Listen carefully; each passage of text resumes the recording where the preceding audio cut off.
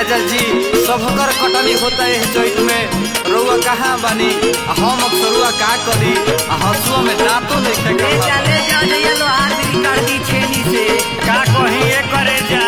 ए सूता फैक्ट्री में छुट्टियों नहीं के मिलत अगर जे हम आईनी ऐसे तो फिर इंटरव्यू ना होइए हमें करे जा ई बहुत रहे लुके घाम भइल रहे खूबे करे करे रजऊ बहुत रहे लुके घाम भइल रहे खूबे करे करे रजऊ आ खेतावा में गड़ी कोई खूटी दरद बड़ा करे रजऊ और खेतावा में गड़ी कोई खूटी दरद बड़ा करे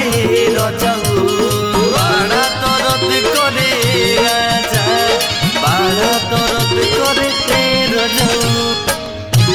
बबलू जी आप हमारे दुख को नहीं समझ रहे हैं बड़ी तकलीफ है कि गड़िया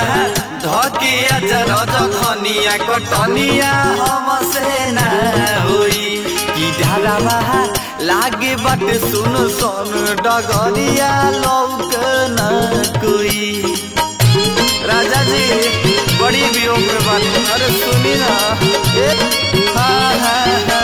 कि गड़िया धकिया रज धनिया कटनिया हमसे न होई कि डारावा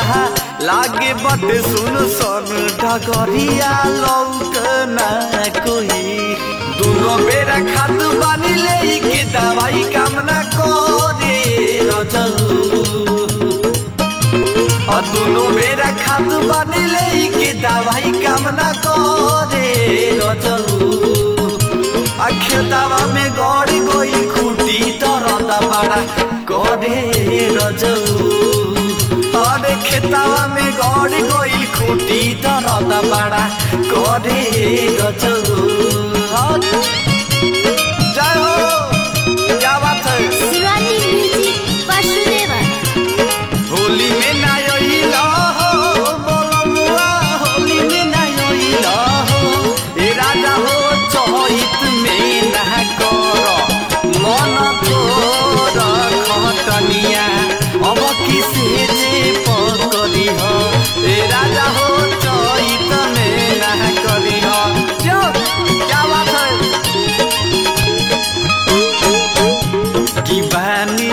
नया नहर अभी कनिया जनिया जरत बाटे हो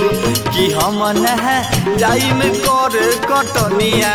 मन न करत बाटे हो। अरे का करी हमार परिस्थिति तो जानते बाड़ू वही जे विकास यादव बानी जाके तनी मिल लो कि बानी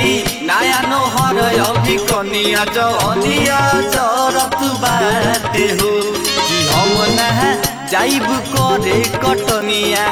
मन न करत बाटे हो। बाचा बेदरदी गोलू संगे भागम नई हरे रजऊ बाचा बेदरदी बिकी संगे भागम नई हरे रजऊ।